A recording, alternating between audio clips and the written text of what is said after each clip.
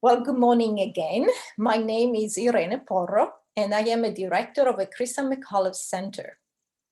I'm very happy to be here today with you to be the host of one of many events we are offering for the Framingham State Science Festival that is called Science on State Street, Planet Earth Edition. This festival really features more than 30 mostly virtual, but some also in-person events with presentations, activities, workshops for learners of all ages, of all different backgrounds and different interests. However, all the events we are offering have one thing in common. They all focus on planet Earth and on how important it is that we take proper care of the planet we live on. So, in fact, if you want the teachers, parents want to find out about other events we are offering for our festival, you're welcome to check our website and see the different offerings we have there. We will continue all next week as well. Now, a few reminders. So now we are going to coordinate the interaction between the audience and the presenters. So first of all, this is a Zoom webinar. What that means that only the presenters will be visible on audio, well, on screen and on audio at any time. Students and teachers will not be on audio or video at all. And this is to preserve the privacy of all our participants. Your names will not be visible either. Again, teachers, though, right now, you're welcome to introduce yourself and your class in the chat if you feel comfortable to do that. However, during the presentation, the actual presentation, the chat will be turned off. If you have any question that comes up during the presentation, please use the Q&A feature on Zoom to share your question. And the Q&A button, if you look at your Zoom window and you look at the bottom towards the right, there is an icon that does say Q&A. That's what you want to use. And indeed, if you are a student, you may want to click on that button that says anonymous. I think many of you are registered with your teacher's account anyway, so it's not a problem, but an additional layer of privacy, you just click on the button that says anonymous and then ask your question. We will look at all the questions as they come in and address them at the end of a formal presentation. Now, I also want to recognize and be aware that a group of you is following us on YouTube live streaming. If that's the case, the way you can ask us questions is by sending an email. So if you are a class, the teacher can collect all the questions at one time and send one email, or you can send independent emails. The email address you want to send your questions to is cmc@framingham.edu. That address is also in a little description at the bottom of the YouTube window. Okay, hopefully that's enough in terms of housekeeping, because we really want to get into today's program, right? So our guest today is Dr. Jeff Bennett. Dr. Bennett is a scientist, and he has studied both biophysics and astrophysics. He is also an educator, and he works with audiences as young as elementary school children, like you are, works with teachers, college students, college professors. He really loves to teach all ages. In addition, Dr. Bennett is also the author of many books, including a collection of children's books. And among all the children's books that he wrote, 5 or 6 were selected by a program that is called Storytime from Space. And so what happened is that these books were sent to International Space Station, where astronauts have been reading these books and others to children here on Earth. And so actually, I know it might not show up, but it's from one of his books. You see, I have my copy, but I know it doesn't show up nicely. But I have my own copy of one of his books that Dr. Bennett will read from today. And it's one of the books that were also sent to International Space Station. So I cannot wait to hear his story. I know it's very engaging. So Dr. Bennett, the stage is yours.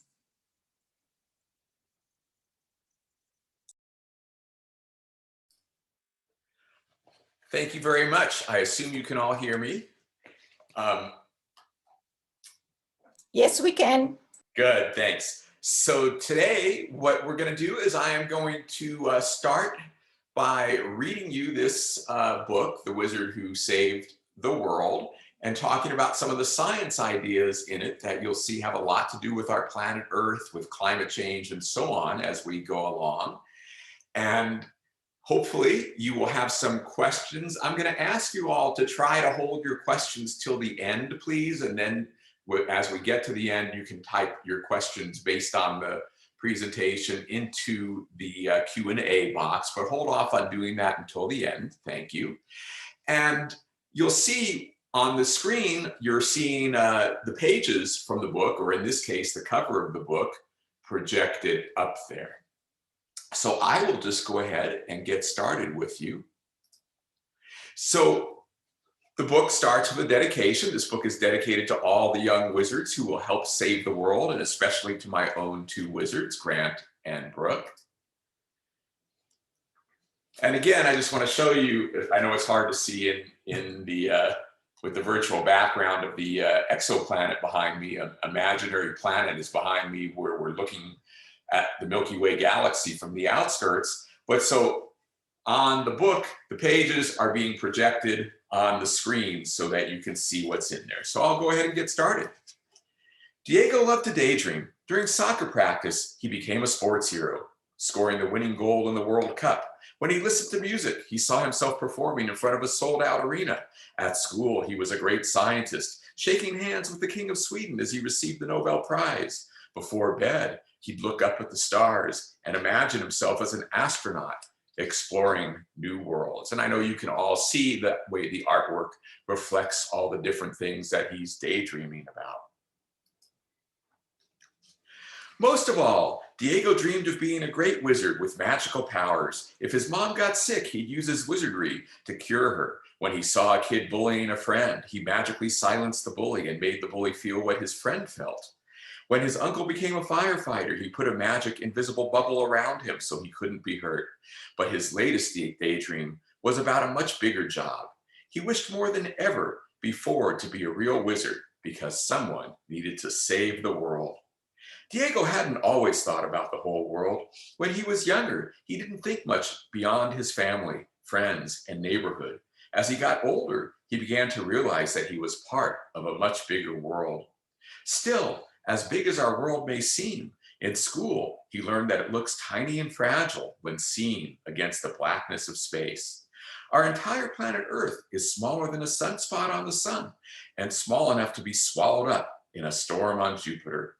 Earth is so small that if Diego became a giant wizard and held the sun and planets in his hands, he'd need to take great care not to lose it. And you'll notice on the pages here, this is 2 pages next to each other in the book. And over on the sides of the pages are these boxes that I call the big kid boxes. And they explain the science in much more detail than what I will read you from the story part here. So I'll read you the story. I don't have time to read you all these boxes, but I want to talk about some of the science in them as we go along. And on this particular page, you'll notice what it said in the story was that Earth is smaller than a sunspot on the sun. So you can see the sun with these sunspots on it. And that little tiny blue dot is how big Earth is in comparison to the sun. So you see that Earth is really tiny. And to help you understand that idea a little bit better, this box talks about how you can visualize Earth in a scale model of the solar system. And I want to show you that in a little bit more detail. So this is a photo of a scale model of our solar system. This one is the Voyage scale model solar system in Washington, DC. That's the National Air and Space Museum out there, and our model running along here. Teachers, if you go to voyagesolarsystem.org, you can find more information, including how you can get one of these models for your own community wherever you are. And what we've done with this scale model solar system is we've taken the whole solar system and we've shrunk it down 10 billion times. So when you do that, this is how big the sun ends up. So you can see it's about that big, kind of like a big grapefruit. And that's the sun at 1/10 billionth of actual size. So you might ask yourselves right now, if that's the sun, how big is Earth in comparison? And probably you already know the answer from the picture I showed you on the previous page, that the Earth is very, very tiny compared to the sun. On this scale, the Earth is smaller than the ballpoint in a pen. So it's really, really tiny. Now, if I just go back for a moment, you can see this shows you that size comparison for the Earth compared to the sun, and for the other planets, Jupiter there, Saturn there, compared to the sun. What it doesn't show you in this picture is how far away these are from the sun, because if we tried to paint that, it wouldn't work. And the reason it wouldn't work, you can see if we go back to this, is because on this scale where the sun is right here, that tiny ballpoint of the Earth is way over here, right? That's Mercury, Venus, and that's Earth, where those people are standing. It's in a little glass disc in this model. And so you can see then there's Mars, and Jupiter's much farther away on this scale, and all the way out to Pluto is about 1/3 of a mile away on this scale. So we couldn't possibly make a painting to show them all. That's why we showed the painting like that. Teachers, I'll point out one more thing for you, which is that on my Big Kid Science website, bigkidscience.com, if you go to the activities and resources link, you'll find a link to a bunch of activities on scale that you can do with your students in your classroom. So anyway, let's return to the story. He imagined becoming a giant wizard and holding the sun and planets in his hands, and he'd need to take great care not to lose it. Sometimes he'd laugh when he thought of being a giant wizard. He'd picture our world accidentally slipping from his hands and then searching frantically for the lost Earth. And there you can see how the Earth has fallen out of his hand in this painting. It was, after all, like a tiny jewel, for Diego knew that in all the vastness of space, we have yet to discover another world on which we could survive outdoors without a spacesuit, even for a few minutes. And again, on the side of the page, you can read more about why we might call our planet a jewel of life. Diego also remembered learning that we live not only in a special place, but in a special time. Earth has been around for a long time, but it has not always been like it is today. For most of Earth's history, the air had so little oxygen that we could not have breathed. There have also been ice ages in which many of our cities would have been buried deeply under ice, and other time periods in which it was so warm that there were no ice caps at all. And over on the side of this page, if you want to read it later, if you have a copy of the book around, you can read about how we could make a scale of time similar to what we did with the scale model of the solar system a moment ago. But what really makes our time special is the way that we are able to live. Diego had a great-grandmother, Flora, who was very old. He loved hearing her stories about growing up without televisions, telephones, computers, or even supermarkets. Flora had lost childhood friends to diseases that vaccines could now prevent, or that medicines could now cure. Not long before Flora was born, there hadn't even been cars or airplanes. Diego often wondered how all these amazing things could have come to exist without real wizards. If our ancestors could somehow visit us, he thought, they would think that we live magical lives. And I hope you'll stop and think about that a little bit. The idea that if you could take some of the things that we take for granted, like your phone that you can hold in your hands, and show it to people who lived 100 or a couple hundred years ago, they would think you must be doing magic, because the technology is so advanced that they wouldn't be able to understand it easily unless you spent a long time explaining it to them. Of course, Diego also knew that not everyone in the world lived the same way. Some of his own relatives lived in places where it wasn't always enough food to eat or enough doctors to prevent and treat diseases. He knew about waters polluted by oil spills and air polluted by burning coal and people killed by terrible wars. In his daydream, the wizard Diego waved his magical wand to grow food, to vaccinate all the children, to clean the water and air, and to end all the wars. He told his great-grandmother Flora about his daydreams, and she was proud of his imagination. But she also reminded him that he was forgetting the most important thing. Education is the only way that people can make their own futures better, Flora told him. With a wave of his wand, Diego made schools emerge from nothing, with great teachers, lots of books, and computers. And so on this page, we've talked a little bit about some of the problems we face in the world, including air pollution and caused by what we call fossil fuels, which are things like coal, oil, and gas, which are made from the remains of living organisms that died millions and millions of years ago. And we also talk more on this page about education around the world. But one problem was more on Diego's mind than all the others. He'd learned about it in school, and it was the problem that most made Diego believe that we need a wizard to save the world. He decided to tell Flora about it. Scientists call it global warming, and my teacher demonstrated how it happens by wrapping a blanket around me, said Diego. A blanket doesn't make any heat, but it warms you up because it traps your own body heat. Our classroom was already warm, and I got so hot that I started to sweat. Flora nodded quietly, while Diego opened to a picture in a book. Earth doesn't wear a blanket, of course, explained Diego, but a gas in our air called carbon dioxide acts a lot like one. This picture shows how it works. We've been adding carbon dioxide to the atmosphere, mostly by using gasoline for our cars and coal for our power plants. The extra carbon dioxide is trapping more heat and making Earth warmer. I've noticed the changes in my long life, replied Flora. Spring comes earlier and fall comes later than it used to, and we seem to have more hot days than I remember from when I was young. Go back there. So here we're starting to talk about the big problem that I know we're all focused on during Earth Week and with Earth Day coming up, which is this problem that scientists call global warming. And global warming really does work kind of like a blanket. Thanks to this thing called the greenhouse effect, carbon dioxide in our atmosphere makes the Earth warmer than it would be otherwise.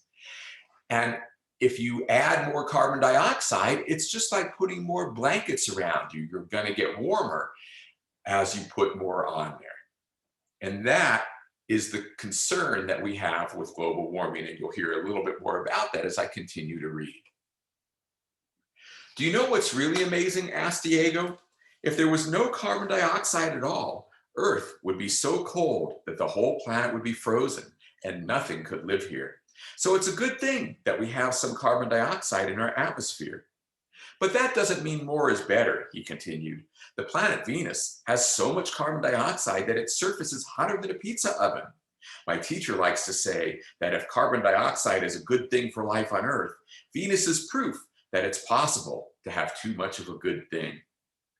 Flora laughed, but then she asked a serious question. You're teaching me a lot, my Diego. But how do you know that we're really putting more carbon dioxide into the air? I asked my teacher the same thing, he replied. It turns out that scientists can measure it. A poster in our classroom shows the measurements, and the amount of carbon dioxide just keeps going up. The measurements also tell us that the extra carbon dioxide is coming from our use of gasoline and coal. I'm glad to see you paying such close attention in school, said Flora. So there's a lot going on scientifically on these two pages, so I want to talk just a little bit more about it. So over here, we started, it said, do you know that if there were no carbon dioxide on Earth at all, Earth would be so cold that our planet would be frozen? And that's true. The fact that we have carbon dioxide in our atmosphere causing a natural greenhouse effect is a very, very good thing. We wouldn't be here without it. But then it says that doesn't mean that more is better, because the planet Venus, some of you know from studying the solar system that Venus is super, super hot. It really is hotter than a pizza oven. And the reason Venus is so hot is because it has so much carbon dioxide in the atmosphere. So you can say Venus is proof that even though the greenhouse gas carbon dioxide is a good thing for us here on Earth at its natural level, putting more means it's possible to have too much of a good thing. And then over here, this poster shows you the amount of carbon dioxide in Earth's atmosphere over time. And over on the left here, it's showing you the carbon dioxide level in our atmosphere for the last 800,000 years, went up and down and up and down. And that actually goes along with the ice ages that you've heard about. But in the recent times, it's been just shooting upward, and we've been making measurements, and we know that it's going upward because of us burning fossil fuels like coal, oil, and gas. Diego went back to his room, sat down on his bed, and began to daydream about how to save the world. He knew that global warming means a lot more than warmer temperatures. Ice may begin to melt at the polar caps, raising sea level. Storms, such as hurricanes and winter blizzards, will become more powerful. Some places will get more rainfall, which can cause floods, while other places will become drier and have more wildfires. Global warming even affects the oceans, killing coral reefs and ocean wildlife.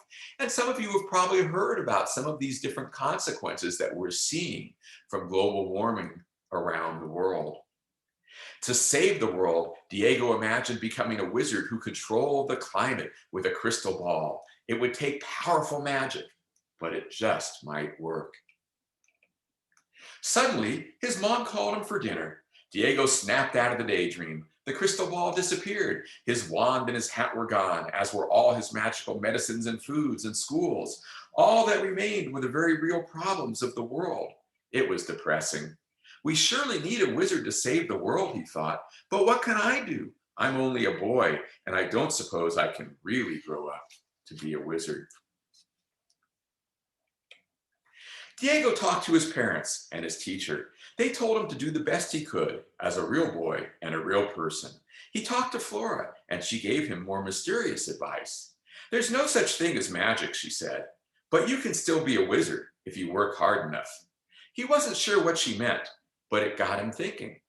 He would start at home, making sure the lights were off when he didn't need them, and replacing old light bulbs with newer, more efficient ones. He'd help his family recycle and help them drive less. They were small things, but they were a start. Then he started to think about his future and what he could do as he grew up. Diego knew that the whole world would have to work together to solve a problem as big as global warming. He also knew that people are best at solving problems when they are healthy and happy. He didn't have to be a wizard to help with that. He could become a doctor or nurse and help fight off disease or invent new cures. Or he could work in agriculture to help people grow food with less energy, less water, and less pollution.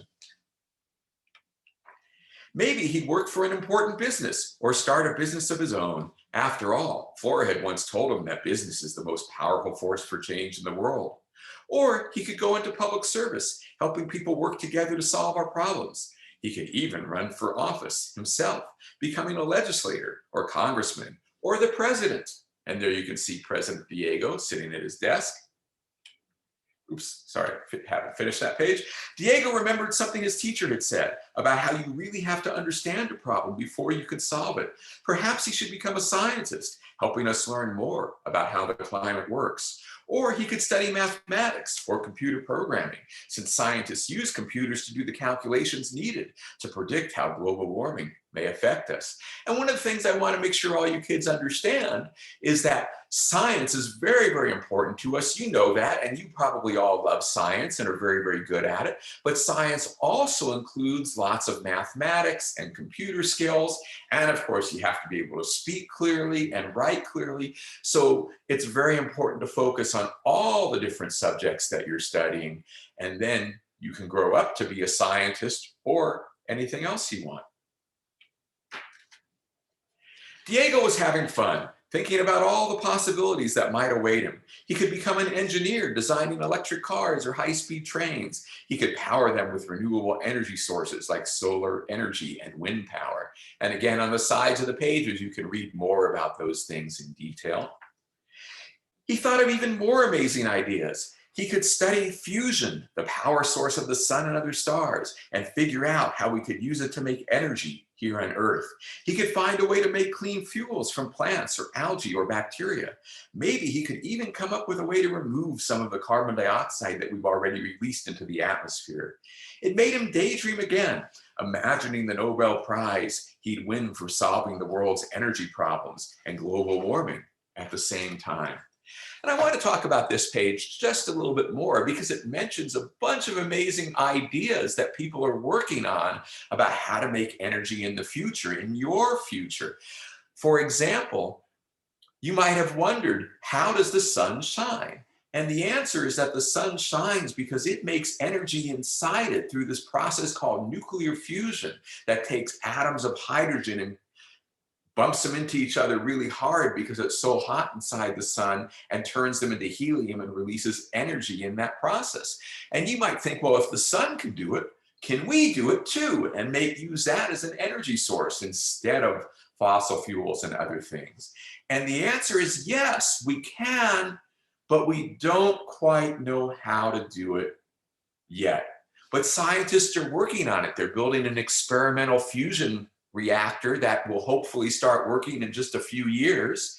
And if it's successful, maybe by the time you're in your 30s or 40s and you're out there in the world as parents and teachers yourself, maybe we'll have nuclear fusion as an energy source.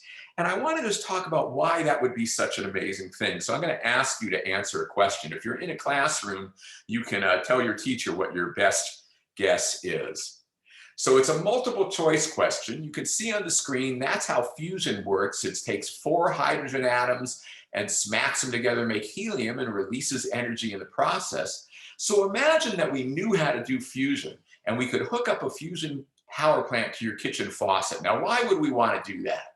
Well, the reason is because, look, the fuel for fusion is hydrogen, which is the letter H for its abbreviation. And I bet you all know that water is called H2O. And the reason water is called H2O is because it's got hydrogen in it, which means we can use water as the fuel source for your power plant. You don't have to go get coal or oil out of the ground. You can just use ordinary water for your fuel. So if we hooked up that fusion power plant to your kitchen faucet and then let the water run, and took the water from the faucet and turned it, the hydrogen in the water, turned it into helium and made energy, how much energy could we make from just your one single kitchen faucet? Enough for A, your school, B, your house, B, your school, C, 500 homes, D, a large city, or E, the entire United States. So maybe you've told your teachers which answer you think is correct, or you were thinking about it. And amazingly, the answer turns out to be E. Just a single kitchen faucet with a fusion power plant could produce enough energy to power the entire United States. So that shows you what an amazing energy source it will be if we successfully obtain it by the time you're growing up. Maybe you'll even be like Diego imagines, the person who helps us figure it out. He kept thinking of other ideas. He could become a teacher, helping people learn the importance of saving our world. He could be an astronomer, discovering more about our place in the amazing universe that surrounds us. He could be an astronaut, assembling giant solar panels in space to send energy to Earth and making trips that would inspire other children to make their own contributions to our future. And on this page, you can see it shows one of my personal favorite ideas about future energy, which is putting solar panels up in space. Why would you want to put solar panels up in space? Well, because if you put them on your roof or anywhere on Earth, they're really good. It's a really good idea to do that, but they only work when it's sunny out. They don't work at nighttime. They don't work when it's cloudy. But up in space, it's never nighttime and it's never cloudy. So your solar panels would work all the time. So maybe you could put giant solar panels in space and beam the energy down to Earth. And that's a serious idea that people are working on. And you can read more about it in that box on the page. The ideas seemed endless. There were so many choices, so many ways that he could help save the world. Diego knew that he only had to work hard and hold on to his dreams to make any of them happen. Diego felt much better. He had figured out how to save the world, and he didn't even need any magic. He was so excited, he ran to tell his parents at Flora. He ran right past a mirror and caught a glimpse of his reflection. Perhaps it was just his imagination, but it sure looked like he'd become a wizard after all. And that is the end of the story. I want to talk about a few more things before we go to the questions. At the back of the book, teachers, there's a whole set of activities that you can do for different grade levels. There's also a note for parents and teachers in the back of the book. I won't read that right now. Let me just go back for 1 second, and then I'm going to show you at the beginning, we talked a little bit about the fact that these books have been read from the International Space Station. I don't have a clip with me of this book being read, but it has been. You can find that video at storytimefromspace.com. Just to give you a quick sense of what it's like, here's a little video clip from the beginning of the reading of a different one of my books. Hi, I'm NASA astronaut Mike Hopkins on board the International Space Station, and it's one of my favorite times. It's story time from space. Now, today's story is Max Goes to the Moon, a science adventure with Max the dog. So if you go there to storytimefromspace.com, you can watch the videos of astronauts reading books from the International Space Station. You see Earth out the window behind him. And this book that I read you today, The Wizard Who Saved the World, all the rest of my children's books, you can find the videos of the astronauts reading them all there at storytimefromspace.com, along with a bunch of other books written by other authors as well. For this topic that we've been talking about today, about global warming and the climate, just want to share some resources for you. So today we already read this one, but again, if you get the book, you can see the sides of the pages, all the other information. For adults, I have this book called A Global Warming Primer, which you can read at globalwarmingprimer.com. It's posted, the entire book is posted there. And for middle school, which I know a lot of you will soon be in, and maybe you're already advanced enough, there is online for free at bigkidscience.com/climate change. You'll find my chapter 7 of my Earth and Space Science curriculum, and you can read, learn a lot more about climate change at that site. And finally, I'll show you the rest of my books. These are my 6 books for children. We read this one today. You can find them all at bigkidscience.com. They're available in English and Spanish, and we have Japanese ebooks that will be posted within about a week or so as well. For grown-ups, teachers, you might be interested in these books. Teachers, I'll especially call your attention to this book on teaching science, which I think might be useful to you in your classroom teaching, no matter what level you're teaching at. And then I mentioned already the curriculum for Earth and Space Science that's posted at the link I gave you before. You can also find it at grade8science.com. And I have a free app that you can download for your phones to help you learn about solar eclipses and be ready for the solar eclipse that's going to be coming through the United States just 3 years from now, 2024. And that is where I will stop, and we will go over to the questions. And I see there's a lot of questions have been pouring in already. So maybe, Irina, I'll have you, since you've probably been looking at them, maybe you want to pass questions on to me. Yeah, well, there are so many questions, some extremely good. And it's really difficult to pick one, but there is one that I think is important. And I was reading to clarify something about CO2. The question was asking, why if CO2 is good for Earth, but it is also bad for us? You know, why is it? And maybe you want to clarify that, right? Yeah, that's an excellent question. So carbon dioxide, as I talked about in the story, it acts kind of like a blanket around the Earth. And so you might think about, you know, if you're going to sleep at night and it's a cool night, you might put a blanket over you and then you're pretty comfortable. But now imagine somebody comes in and throws 100 more blankets on top of you. Then you won't be so comfortable anymore. And it's kind of just like that. The Earth has just enough carbon dioxide to make our planet very comfortable right now. Venus is so hot because it actually has about 200,000 times as much carbon dioxide as Earth. So that's like 200,000 times as many blankets. And that's way too hot. What we're doing to Earth's atmosphere is we're increasing the amount of carbon dioxide, and that's sort of like we're adding an extra layer of blankets on top of the Earth already. And that's why that is not a good thing, because it's warming our planet up. And as we warm the planet up, that means extra energy, which means stronger storms, which melts ice and raises sea level and causes all those other problems that we talked about in the story. Yeah, and since you talk about melting ice, there is another question that is interesting. It says, if global warming makes things hotter, why doesn't the snow melt?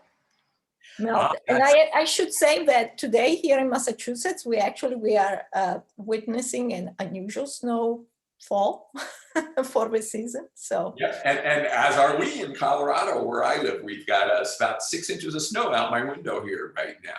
So that's an excellent question. So what global warming is doing is it's raising the average temperature of the Earth. But what is really more important in it is it's increasing the amount of energy and heat in the whole weather system that drives weather. And so overall, for the Earth as a whole, global warming is causing snow and ice to melt. There is less of it than there was before for the Earth as a whole. But storms are still occurring, and they're even stronger and more unusual than they used to be. And that includes winter storms. So the idea of getting an unusual winter storm in April is actually expected from global warming. We're going to get those kinds of things. We're not going to get snow and super cold as often as we used to, but we're going to get it at more strange times and sometimes in more extreme ways. So you got to remember, global warming means more extreme storms of all kinds, including winter storms. And another important thing to remember is when we say the Earth as a whole is warming, we really mean the Earth as a whole. Just because it's cold in, say, Boston today doesn't mean the Earth is cold, right? If you take the average around the whole world, the Earth just keeps getting warmer and warmer and warmer. So the fact that it's cold in Boston, there's someplace else today that's warmer than average. And overall, the average for the whole Earth is going up. yeah, it's a little counterintuitive, but that's what's going on, right? Another interesting question, why are rising sea levels such a big problem? That's an excellent question too. Well, rising sea levels are a big problem primarily for people who live near the coast. And so sea level has already increased about a foot, about that much in the past century. And it's going to keep going up like that. And that might not seem like very much, but if you live close to the ocean, it's pretty significant, especially because when there's a big storm, you've probably heard of what we call storm surge, or there's a big storm, the waves come in and make the sea go even higher. And storm surges magnify that. So the fact that there's only a 1 foot rise in the average sea level during a storm surge, that might become 10 feet or 12 feet. And that kind of thing can cause big damage to people along coastlines. And if we melt enough ice, the sea level could rise quite a lot, maybe even 3 feet, 6 feet by the end of this century, or more than that. And that will put a lot of the places along the coasts of the world underwater. And you may know that actually much of the world's population, much of the population in the United States, even in the Boston area, lives very close to sea level. And that means all those areas could be flooded by rising seas.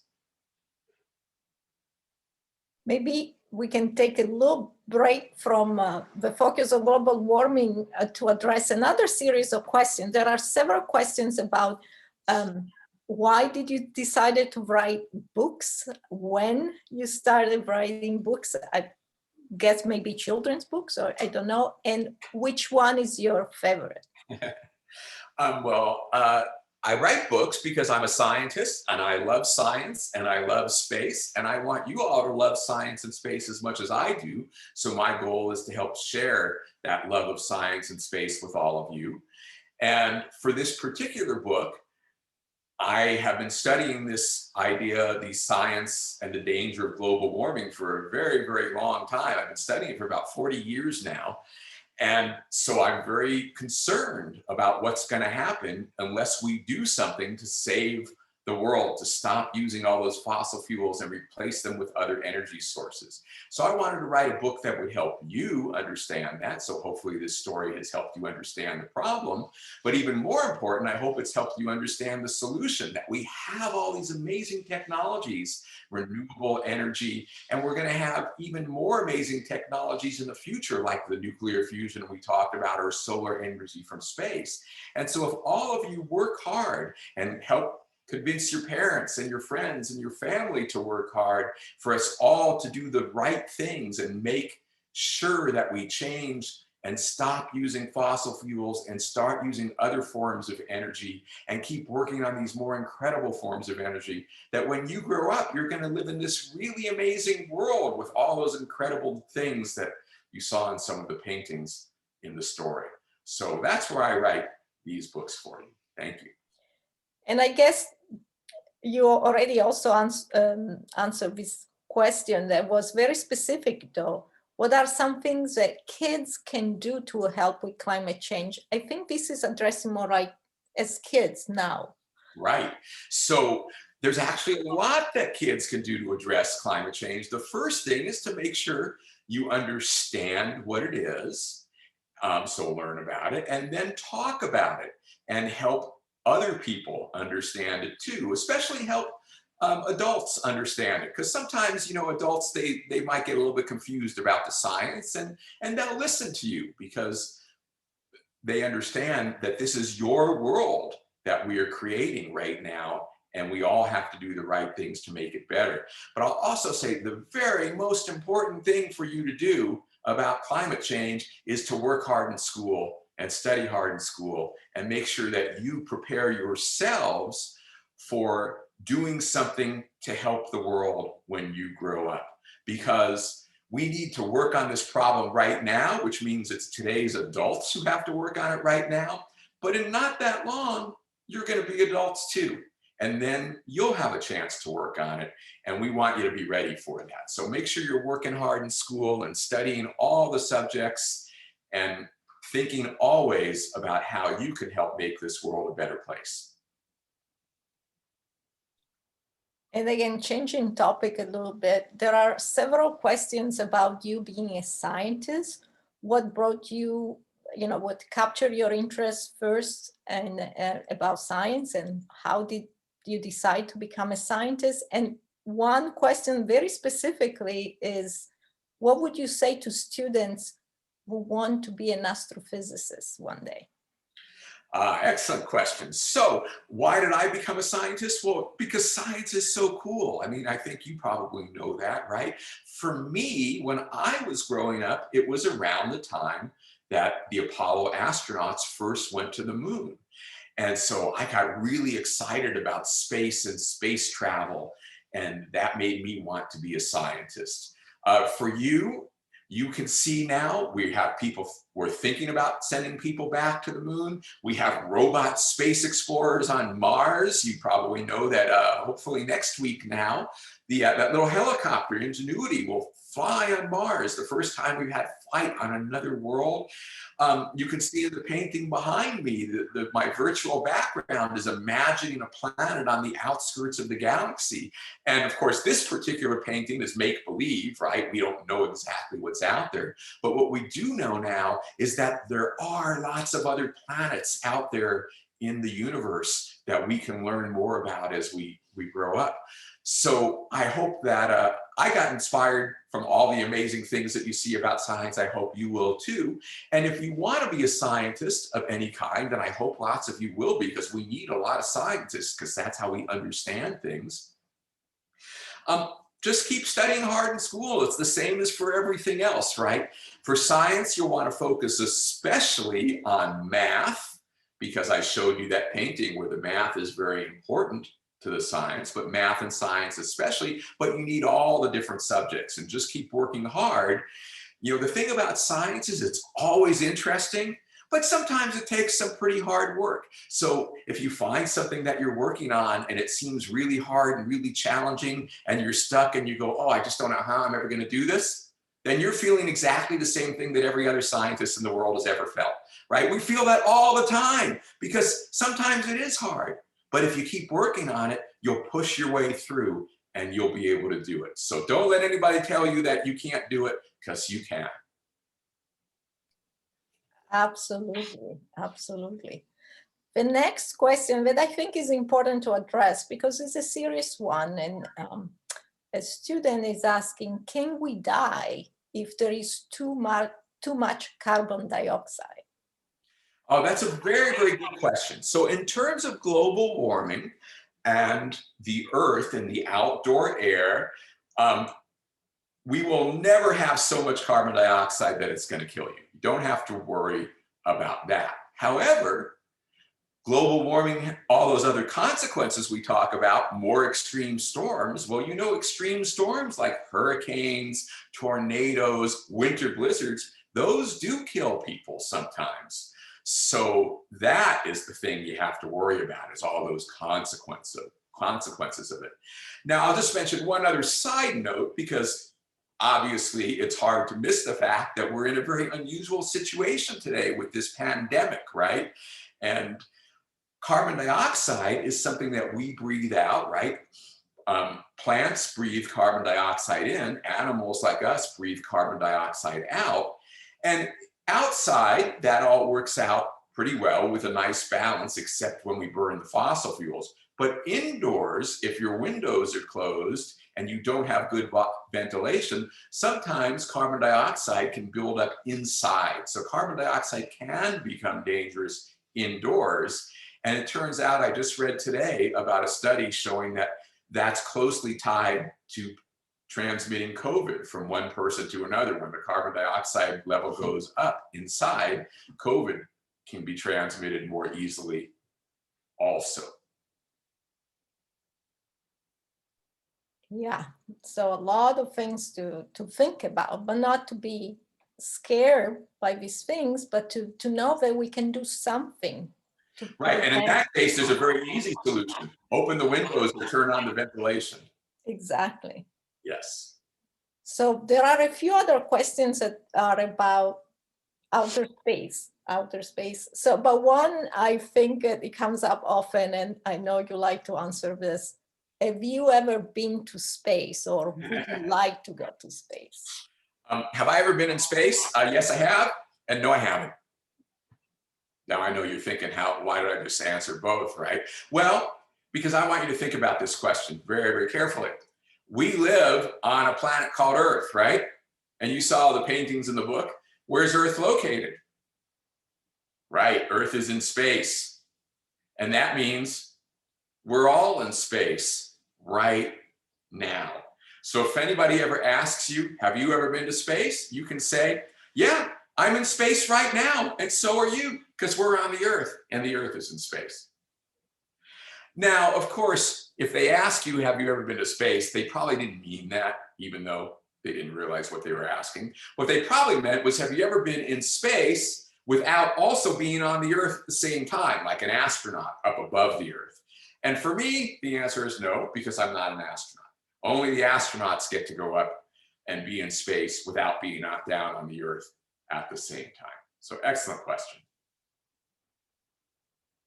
Oops. Still on the more astrophysics side of things, a person is asking, when do you think the sun will run out of fuel?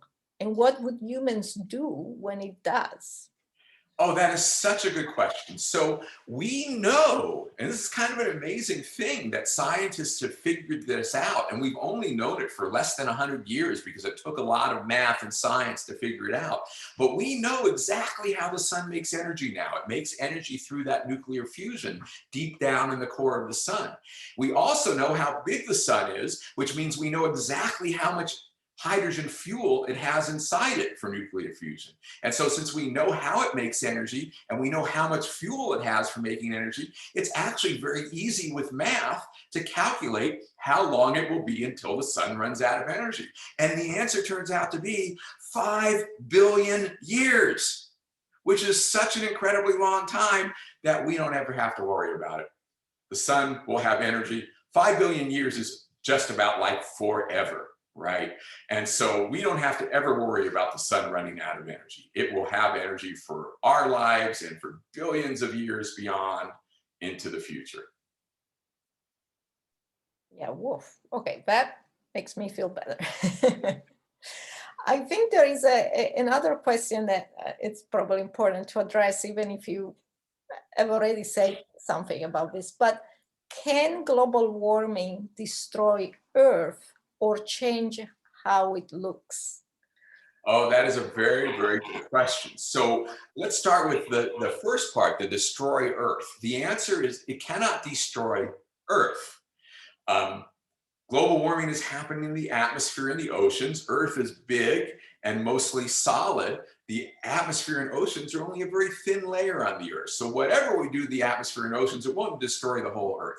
And in fact, we don't really have to worry about destroying our atmosphere and oceans completely either. What we have to worry about is making them hotter, enough hotter that we can't keep living the way we live. So if you hear people say global warming is going to kill us all, that's not true. It's not.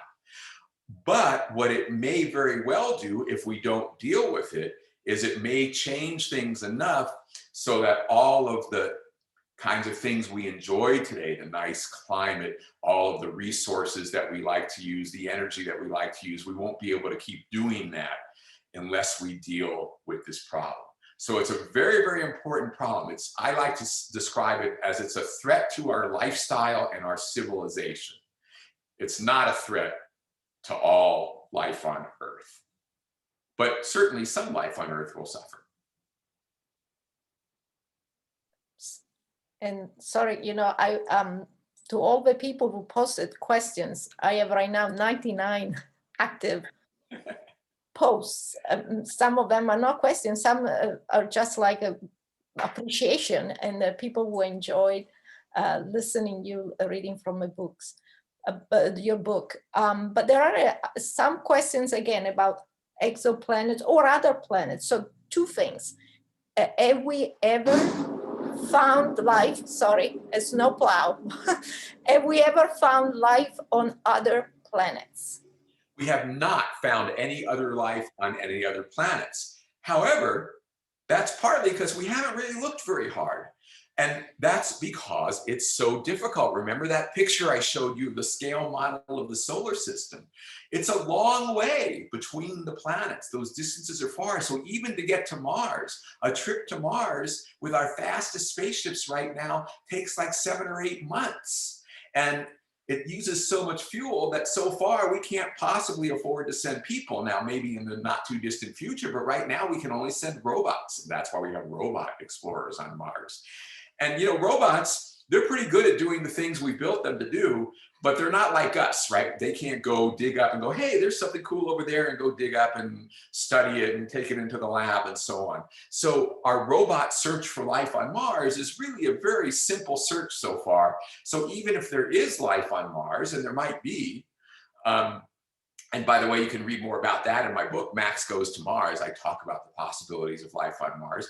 But if there is life on Mars, then we haven't really looked hard enough to find it yet. So maybe we'll know in the future. And then for planets around other stars, I showed you again that scale model of the solar system where the sun is about that big and you have to walk about 1/3 of a mile to get to Pluto.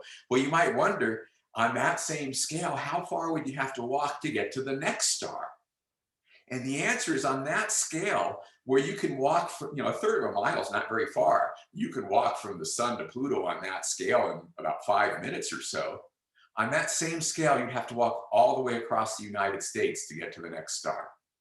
So the stars are so far away that when we know that they have planets, we actually know they have planets by studying very, very subtle, careful things about gravity or brightness of the star. We can't actually see the planets themselves. And so we just don't yet have a way to figure out if there's life around other stars. But we're working on it. Maybe in 10 or 20 years, we'll have telescopes so big that they can actually see planets around other stars. And if you can do that, then you might see if they have oceans or atmosphere or seasons changing that would tell you about life.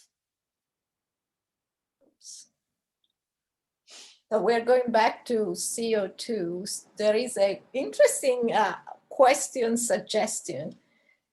Can we freeze carbon dioxide and give it to people who don't have access to fridges? That is a very, very good question. So that particular thing would be very difficult to do. I mean, in principle, you can do it, but it takes actually energy to freeze the carbon dioxide. And so it wouldn't get you that much. But in terms of the concept you're talking about, some way of getting the carbon dioxide that's in our atmosphere that we have too much of now, getting it out of the atmosphere, we actually do know ways that you can get the carbon dioxide out of the atmosphere. One way is actually pretty easy in principle because of what we talked about before. Remember, trees and plants breathe in carbon dioxide. So if we plant more trees, that actually takes carbon dioxide out of the atmosphere because the trees breathe it in and turn it into wood. Then people are also working on technologies that can take where we could maybe pull carbon dioxide out of the atmosphere with giant fans or something, and then turn it into things like wood or like rock, so that then we could just bury it in the ground and we wouldn't have to worry about it anymore. So those are things that people are working on. So again, I think my biggest message to you is global warming is a very, very serious problem, but it's one that we can solve if we work at it. And if we do work at it and solve it, then we'll have all these other amazing things like that fusion energy or solar energy from space and other things that we've talked about that will allow you to live in a really amazing world when you grow up. This is great because I think there were a couple of other questions that had to do with trees and how we can use trees to counteract the growth of carbon dioxide. But there was one more question, and I think it's probably going to be the last one at this point, but which again, I think is important to address, because the question is, if carbon dioxide keeps growing, will the Earth get as hot as the sun? Excellent question. So no, the Earth could never get as hot as the sun. It won't even get as hot as Venus, fortunately for us, but it could get warm enough, for example, to completely melt the ice caps, which would be a very bad thing. If the ice caps melt completely, sea level would be about 240 feet higher than it is today, which is quite a lot. That would flood much of the coastal United States, for example. So it can do a lot of things, but we don't have to worry about it making it hot like the sun. And I see it's 1 minute before noontime, so we want to make sure we wrap it up at noon. I see there are comments and questions and suggestions that keep coming. We will look at all of them. I think there are a lot of very good questions you students and teachers asked. Some of these questions have been addressed already, so don't feel bad if you didn't get it addressed directly, because I think we're a lot about CO2, how we can stop the growth, but also how hot things get. So I think you address all of those. I'll remind you also that you can find the answers to most of those questions that you've been asking if you go to those websites I showed you before, my globalwarmingprimer.com and that grade8science.com chapter on climate change, chapter 7, you will find most of those questions that I see in the chat are answered somewhere in those resources. Right. Absolutely. So check Dr. Bennett's resources. You're also very welcome to check the McAuliffe Center website. We have resources, some specific for astronomy that you've been asking a lot of questions, but also on the climate and climate change, a different level of interest. So I'm saying this more for the teachers out there. Feel free to contact us if you still are looking for resources. We will be happy to either send you directly the website for Dr. Bennett's resources, or to point you towards additional resources that you may be interested in. So we really want to make sure that all the questions that the students have get addressed. This is not to scare anyone, but to actually really share with everyone that with knowledge, we can actually deal with these big problems that our planet and our society has. But knowledge is power, and we will allow us to really deal with these issues. And at this point, I always say, I've been saying this for a previous 2 readings that we had and presentations we had. If we were all together in the same room with Dr. Bennett, I would ask all of you to give him a round of applause. Why don't you do it anyway, wherever you are? If you are in a classroom or you're at home, let's all give a nice round of applause to Dr. Bennett for his presentation. We thank you so much. This has been a very, very interesting presentation. Again, this was the 3rd one that Dr. Bennett did for us for the festival, and we are extremely grateful for his time and for his knowledge and his passion. All right, so, and I want to thank you all for attending today. Please check the list of events that we are still offering for all tonight. Actually, there is a special is our recurrent astronaut, but is a special focus tonight is on planet around other stars. So since many of you were interested in this topic, I encourage you to tune in for our astronaut event at 7 p.m. Maybe someone is posting a link also in the chat. And then check our list of events for all next week that the festival is offering. All right, so thank you everyone, and goodbye for now.